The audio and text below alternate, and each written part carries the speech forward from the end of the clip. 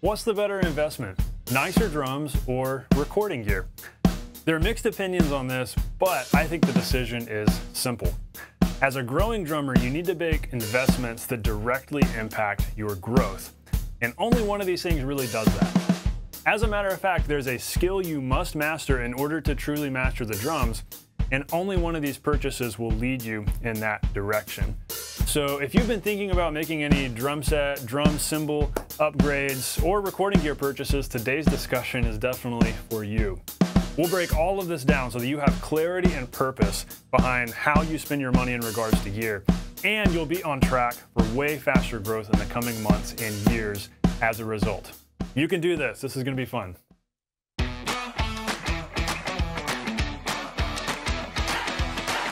Welcome to the Non-Glamorous Drummer. I'm so glad you're hanging out today. I help beginner, self-taught drummers know what to practice so that they can nail songs and become the drummer other people want to jam with and want to have in their band. But before we get going, a question for you. Do you ever feel like you don't know what to practice? Do you ever feel stuck and you don't know if you're making progress as quickly as you should? And so maybe you're losing motivation and you're not actually practicing as often as you know you should. And so you're starting to lose sight of those drumming goals that once kept you excited. Well, if that's you, I have something for you that's going to help you out so much. It's a totally free gift for you. It's a PDF e-guide in the description that's designed to help you go from beginner to nailing songs and gigging with a band if you want to. The point isn't, even if you have no dreams of gigging with a band, I want to get you to where you can. This guide will help you go from beginner to gigging in 6 steps, even if you just have 30 minutes a day to practice. And what's powerful here is that this is a method. This is a step-by-step method to get you from point A to point B. That means you now know what the mile markers are, you know where the goalposts are, you know if you're making progress well. Just makes everything so much easier and brings clarity and focus and growth to your practicing. One of my students told me that in the last 6 months of using this method, he had made more progress in prior years of drumming. And so years of confusion and overwhelm and practicing a bunch and not growing, and now 6 months of just using this, and he grew tremendously. That can be you too. So I want you to go grab it. It's in the description below. All right, here's a painful truth for you today as we kick this off. You will never master your instrument if you never listen back to how you actually sound by yourself, solo, and with a band. In other words, you must record yourself. You have to know how you sound, and that's really the best way to do it, recording yourself. We've been doing these monthly song challenges inside my paid membership coaching community. And so what we'll do is we'll learn a song together, then at the end of the month, students will post videos of them performing the song, and then I'll offer critique and suggestions, and so it's helped people grow a ton. And so in this whole process, a lot of my students have been working on revamping and building, maybe building for the first time, their home recording setup and figuring out, hey, how can I get some decent drum recordings, with a camera or two and some microphones? How can I make this sound good without spending too much money?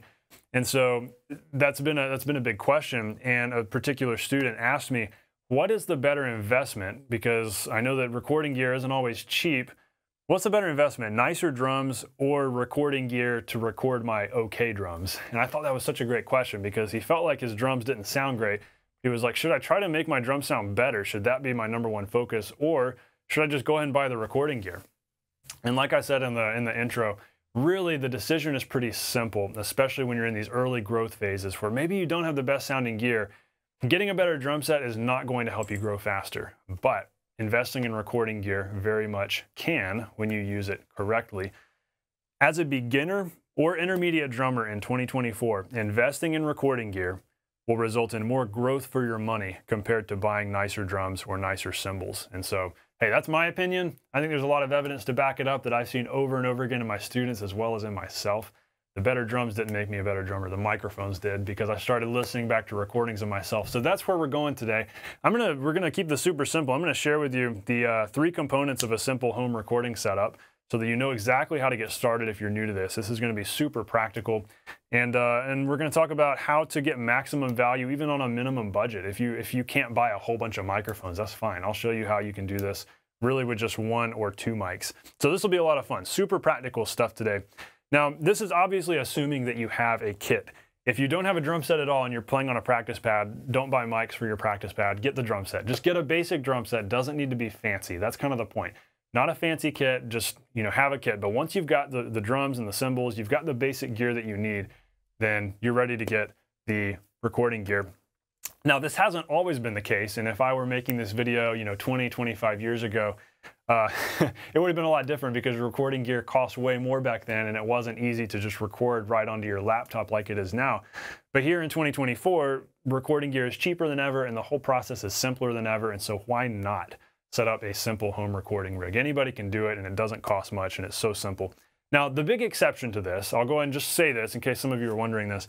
If you are gigging, if you're getting out and you're playing, yes, you do need decent sounding gear. And once other people are hearing your drums, that's when, yes, you need good sounding drums. You probably need better cymbals. You need hardware that's not going to fail on you on a gig. So if you're getting out and gigging, yes, you need the better gear. And so that's the direction to go. But I'm assuming that you're in those earlier stages, or maybe you've already got your drums sounding good enough. The recording gear is the investment to make because that's going to help you grow. And your drums are ultimately only going to sound as good as you are as a player. You have to focus the most on you and how well you're playing so that you can extract the best sounds from your drums. A great drummer can make cheap drums sound pretty good, but a mediocre drummer is still not going to sound good on a $5,000 kit. You've probably heard me say that before, and that's one of those big truths of skill and skill versus gear. The skill will always trump the gear. So you've got to be focusing on the skill, and that's where we're going today with recording gear. So the three key components of a simple home recording setup, and I'm gonna move my, I'm gonna grab one of my cameras and kind of show you around the kit here, showing you some of the mics that I have when we get to that. But the three things are, number one, a computer that pretty much everybody has these days. Number two, an audio interface. Number three, microphones. So if you've got the computer and you've got the microphones and then you've got the audio interface to connect those two together, that's all you need to get started. Now the computer ideally has a solid state drive, a decent amount of RAM. If you're running an old, like I used to have a 2011 MacBook Pro, it was getting to where it was pretty flaky, trying to record multi-track drums. It was getting pretty flaky doing video editing, and so computers only last so long. If you've got an old one like that, you may run into some trouble here.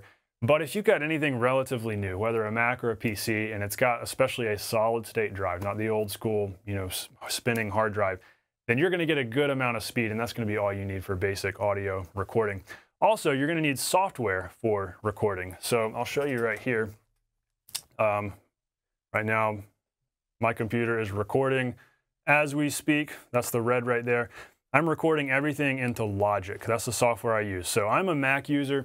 If you are a Mac user, that means that you have GarageBand for free built into the Mac software. It's the great thing about Apple. It's, you get the free stuff. With PC, you got to go buy Microsoft Office. But here you get all this free stuff, including GarageBand. So if you're a Mac user, you're set. GarageBand will do this right here. Of course, Logic is even better. Logic is the professional, full-featured, high-end version of GarageBand. And that's what I have always used for all my drum recording and audio editing. And it's fantastic. It costs, I think, a couple $100. It's probably still $200. But GarageBand is free, and you can absolutely do all of this in GarageBand. Ultimately, it does not matter which DAW you're using. That's what we refer to those as. DAW stands for Digital Audio Workstation. You could be using a DAW like GarageBand, free. Or if you're a PC user, get Audacity. That one's been a free, I think, open source one for years. It's been around forever. So you can do basic recording there with Audacity for free if you're PC. If you're Mac, just use GarageBand. So those are your free options. Logic is fantastic, a great upgrade from GarageBand. Of course, there's also Cubase. Cubase is a lot of times included for free with certain gear purchases. I've noticed, I'm usually shopping at Sweetwater for drum gear. And a lot of times you can buy like a particular audio interface or something else, and they might include Cubase for free. So sometimes you can find random deals like that where you buy a piece of gear and you get Cubase, which is another really good DAW. I've personally never used it, but I know a lot of composers use it. I think Hans Zimmer has actually used it for a long time in composition for movie scores. There's also Pro Tools. Pro Tools is kind of like the high-end audio engineer program. It's a lot like Logic. Logic is pretty much Pro Tools, but as an Apple software, it's more intuitive. It's more geared toward the creative, the musician, not the audio engineer. Pro Tools is what any professional audio engineer is going to be using. No need for you to get that. It is more expensive. And it's a sharper learning curve. I highly recommend Logic if you're a Mac user, but you can absolutely start out with GarageBand. Point is, you've got a simple, basic software for recording, and this stuff is cheaper than ever nowadays, and you've got this running on a simple but solid-state drive computer that's not going to crash on you. So, before we get to microphones, because obviously you got to have the microphone to pick up the sound, the audio interface is the next thing kind of in our chain here. And so what the audio interface does, I'll show you mine right here.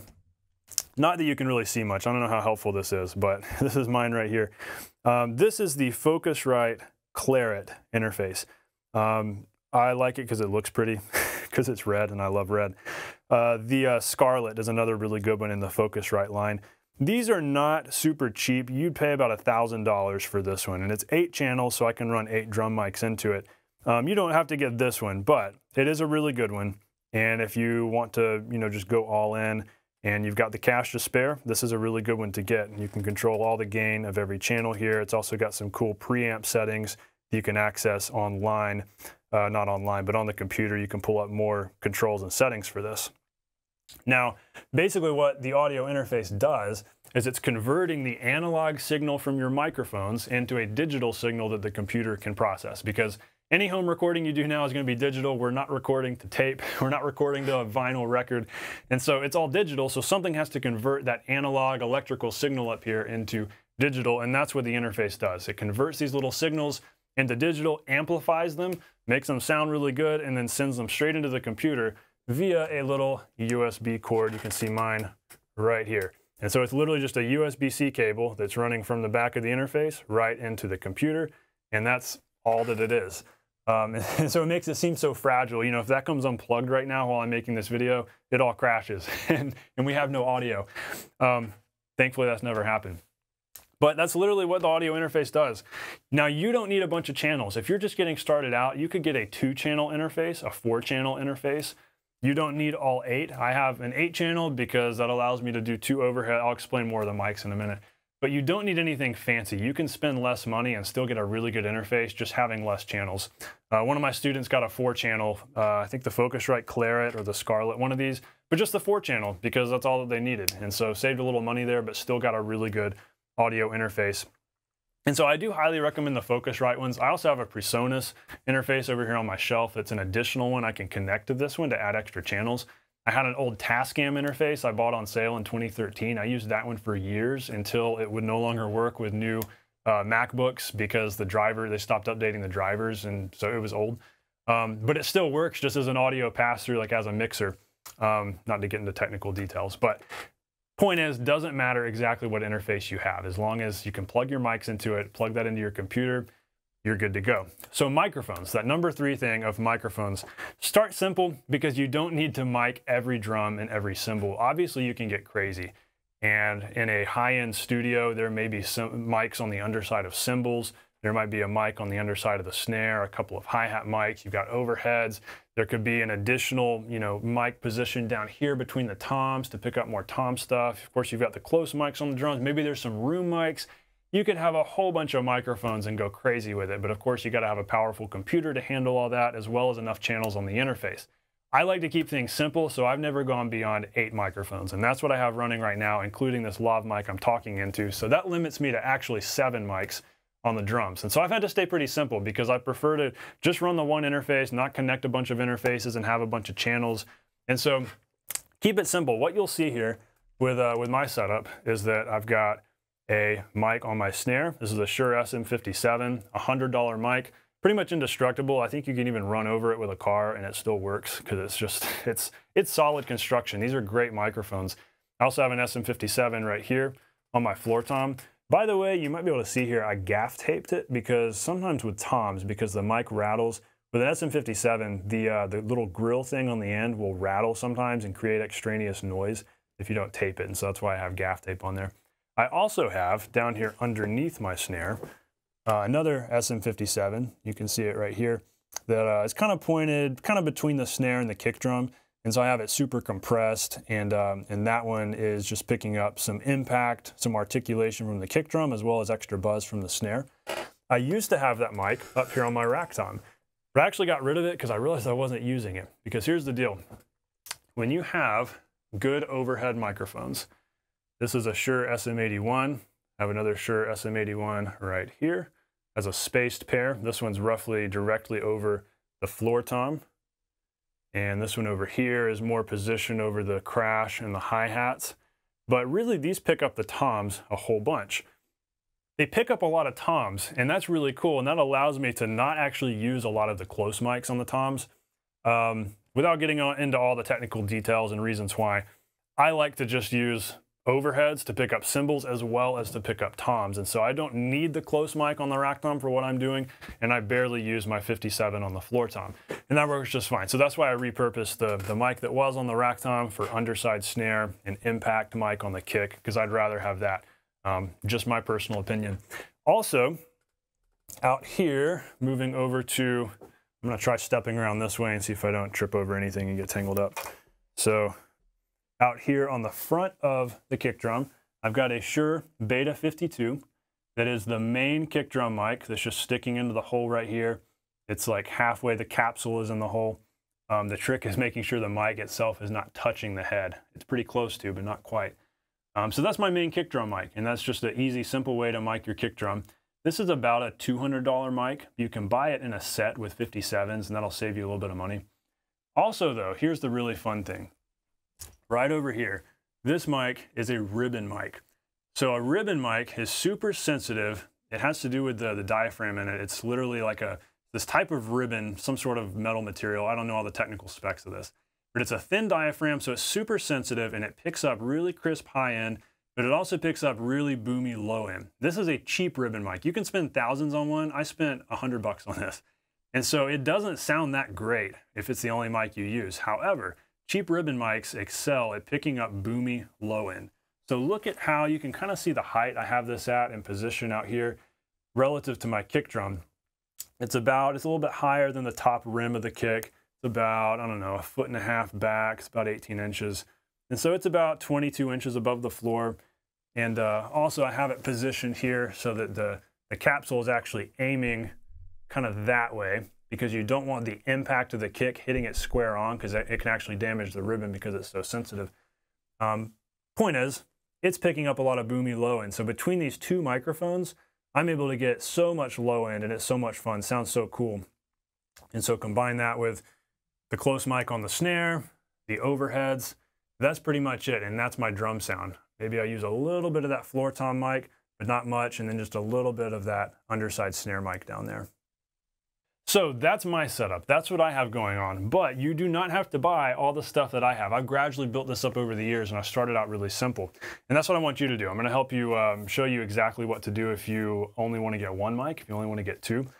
First off, just assess what you have. So if you have a computer, that's great. That's a great way to get started. Buy the minimum gear that you need to get started. No need to buy everything unless you just want to drop thousands of dollars, but you can gradually accumulate stuff over time and gradually make upgrades.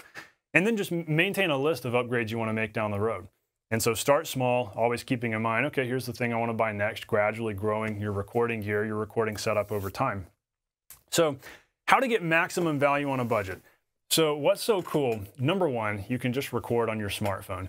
If you have a MacBook, that thing has incredible microphones, so do iPads. It's amazing the microphones built into these new Apple products. Even your phone, just record with that. If you set a MacBook or an iPad a few feet out in front of the kit and you play, you're gonna get a pretty decent sound, and that's gonna give you all you need to know what you sound like, to improve your mix. You'll be able to hear, you know what, my kick isn't loud enough, let me play the kick louder. Oh, that cymbal's too loud, let me play the cymbal softer. So you'll be able to mix yourself. You'll notice, oh, that was a little out of time. Oh, that didn't feel good. All those essential things that we want to be paying attention to when we record ourselves, you'll be able to do with just a phone, MacBook, iPad. So start out with that. You got no excuse. However, if you can buy one microphone, if you've got $100 or maybe even less than that to spare, what I recommend you do is get a USB condenser mic. These became a big deal. I mean, they've always been a thing, but they became a really big deal when COVID lockdowns happened and meetings were on Zoom. And you could easily find on Amazon these podcaster packages where you could get a USB mic that came on a stand, and it might have even, you know, come with all this extra stuff and a case for it. The idea with the USB microphone is that you plug it straight into your computer. So you bypass the whole audio interface. You don't even need that. With one USB condenser mic, especially if it's a condenser, that means you can take that one mic. These overhead mics here are condenser mics. And what condenser mics are great at is picking up crisp high end. So get a USB condenser mic, plug it straight into your computer, set it up out here in front of your kit, and let that be your one microphone that pristinely picks up the whole kit. And so listen back to those recordings and figure out, okay, where can I put it where it just sounds the best? And then listen back and you'll hear, hey, my right foot's a little bit sloppy. Oh, my hi-hats are really loud. Let me just be a little softer on the hats. Oh, my snare's inconsistent. One backbeat was louder than the other. You'll pick up on all these details and build so much self-awareness just hearing yourself from that one microphone. And so that could be tremendous. If you get just one mic, let it be a USB condenser mic. Now, if you can get two microphones, I recommend, at this point, you're probably going to need to get the audio interface. It might get crazy running two USB condensers into the computer at the same time. If you're going to go more than one mic, get the audio interface. You could just get a simple 2-channel one or 4-channel one, not too expensive. And I recommend you get a condenser mic for an overhead and then a ribbon mic for the bass drum. So the ribbon mic's a cheap $100 mic. You can actually get a cheap condenser for like $100. You don't need anything fancy. The point is, let's just get decent recordings going where you can really hear yourself and hear more detail in your playing. And so get a stand to put that overhead mic on, set the overhead mic up here. You can do it over your shoulder or up above your kit. And you've got your ribbon mic down there to pick up low end. At this point, it's going to be in mono. You're not going to have stereo spread from two mics, but that's totally fine. You'll be able to really hear a lot. However, if you're doing that and if you're getting one condenser, I say might as well get two. And there's a lot of really good deals you can find out there with budget condenser mics that are actually pretty good, and you can buy them in a pair. And so I highly recommend, if you're going to do the 2-mic setup, go ahead and just jump to 3. Get 2 condenser mics to be your overheads, 2 stands to put those on, and then your ribbon mic. Honestly, that right there is a pretty awesome setup. Did you know that Led Zeppelin just used 3 mics on Bonham's drums for a lot of their recordings? They were set up in this great big old house that helps his drums sound massive. 3 microphones. Now, granted, these were $3,000 microphones they used. These were Neumann U87s, U67s. They would have a mic down in front of the kick drum, a mic about 6 feet off of the floor tom, about floor tom level over here, and then a microphone up over his left shoulder. This one's panned hard left, this one down here is panned hard right, and that one's in the middle. That was his drum sound, and sometimes fewer mics actually yield a better drum sound. So I'm a big fan of the 3-mic setup. If that's all you want to do and you get a 4-channel interface, just have the 2 overhead mics that you can position anywhere. You can play around with putting them in different places. And then have that ribbon mic outside your kick drum to pick up all the boomy low end and to help pick up some boom from the toms. That really helps complete the picture. So you're getting crisp high end and all the crack from the snare, all that good stuff. And then you're getting all the bottom end and the low end from that ribbon mic. And that really fills out the picture. You can pan your overheads one direction and then the other direction. And that way you've got this nice big stereo feel. And that's awesome. You'll be able to listen back to yourself pristinely. Now, if you've got 3 mics, I know I keep, it's like it keeps snowballing. If you have 3 mics, then you've got to have a 4-channel interface. And if you've got a 4-channel interface, you might as well grab one more 57. Or actually, in this case, this would be your first SM57. It's a $100 mic, simple dynamic microphone, indestructible, even if you smack it with a stick. Get one of those to put on your snare. So now you can crank the snare up in the mix, which can be great. You can really play around with snare sound and have a lot of fun with that, mixing it in GarageBand or Logic. And so now you've got kick, snare, overheads. That's pretty much what I'm using, because I told you I don't really use this one on the floor tom much. I don't use a lot of the underside snare mic, and so that's kind of a really good basic setup. And so if you go beyond that, if you decide eventually you want to add on to that, fine. You could get a bigger interface, and then you could start close miking stuff. You could put a mic inside the kick drum, a mic under the snare. You could mic the undersides of cymbals. You can mic your hi-hats. You can go crazy with it. But I highly recommend starting out, don't go more than 4 microphones. Just keep it nice and simple. Get a 4-channel interface, 4 microphones. That's going to serve you well for a long time, because you'll be able to record yourself onto those separate channels in your DAW, and you'll be able to look at the waveform, and you'll see if those snare hits are in time. You'll see if those kick notes are in time because they're on their own channel. And you'll be able to mix everything exactly how you want it, and you'll have so much fun doing this that you will learn a ton. So what now? What's next? Well, you will become keenly aware of how you sound, and that's so critical because it's important to know how you actually sound, not how you think you sound. A buddy of mine who has kind of been working, I guess in a way, coaching a lot of amateur musicians, said that the biggest struggle among these new musicians who don't have a lot of experience is a lack of self-awareness. If you don't know, if you're not aware of how you sound, you're not aware of how your playing is coming across dynamically, time-wise, just sound and feel-wise, how are you ever supposed to sound good? But if you know where the bar is, like if you record yourself a bunch, you start to learn, okay, if I play this way, it sounds like this. If I do this, it sounds like this. If I get really loud on the snare, it sounds like this. If I hit the cymbal this hard, okay, that's too hard. That doesn't sound good. And so you learn all these things about your playing objectively as though you were another person critiquing yourself. And so then you can make these changes in real time, and you develop this self-awareness so that you can go into any room, any playing situation and know how you sound, and therefore sound awesome. You'll be able to listen back to yourself, making an objective list of things that you need to work on. And that's tremendous. And you'll also be able to measure your progress very specifically and intentionally, because you'll have all the recordings to prove it. You can keep an audio log of your progress. Make a recording at least every week. Go back and listen to those. And a year from now, you'll hear how much you've grown in the last year. You know, we were talking about last week, having that step-by-step method, having a method to follow to get you from beginner to gigging that has specific, you know, goalposts, mile markers, so that you know where you're at, you know you're growing. This is such a great add-on to that. If you're recording yourself, then you know for you specifically how much you've grown since last month, because you've got the recordings to prove it. And that is an awesome feeling. All in all, you will grow faster if you're recording yourself in your practice rooms. And then when you start playing with people, if you're recording yourself playing with them, that's also really helpful. One of the most helpful times in my playing in my early drumming career was listening back to board mixes of me playing with bands and hearing, here's what I sound like with the band. That was so helpful. I would record gigs all the time. If we had a sound man, the sound man would record gigs. And so I could always go back and listen and hear, oh, I'm rushing that part of that song. I didn't realize I rushed that. Or, you know what, I'm playing too busy there. I just need to simplify. Like, that was a huge thing that I learned. And so I got so much better at sounding more professional because I'd listen to myself and I'd compare this recording with maybe the record, you know, what that original song actually sounded like. So I'd be able to make corrections and be like, okay, how can I sound a little bit more like Aaron Sterling, my favorite drummer? How can I sound a little more like Paul Mabry, another one of my favorites? How can I sound more like Jeff Porcaro, legendary drummer? And so you start to make these mental notes and these mental shifts and realize, okay, this is how I need to play. Okay, I need to do this instead. I need to try this. What if I did a tom thing here instead of a hi-hat thing? Things like that that you wouldn't think of when you're in that moment of playing. And you get better at making these choices and adjustments in the moment in real time, the more experience you have with building that self-awareness, knowing how you sound. So go and do this. Remember that if all you have is a smartphone, that's all you need to get started. Whatever device you've got, start making recordings and start going back, listening to yourself, critiquing, and just working to sound better and better day after day. And of course, grab that e-guide. Grab that e-guide that's going to help you have that path to know what to practice. And then those are things you can be recording so you can be measuring that progress as you go. So question for you, because I want you to take action, what can you do right now to begin recording yourself? Do you just need to literally just stop being lazy and pull out your phone and record yourself?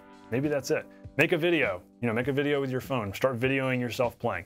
Maybe that's all you need to do. Or maybe you got $100 to spare. Go get that USB mic so you can start getting better quality audio recordings. Maybe you got a few $100 to spare. Maybe you're like a lot of my students who, you're 50s, 60s, you've got time, you got some cash to spare. Start building your home recording rig, start getting some mics, get an interface, because the more pristinely you can record yourself, the more detail you're gonna hear. And that's gonna be so helpful to you.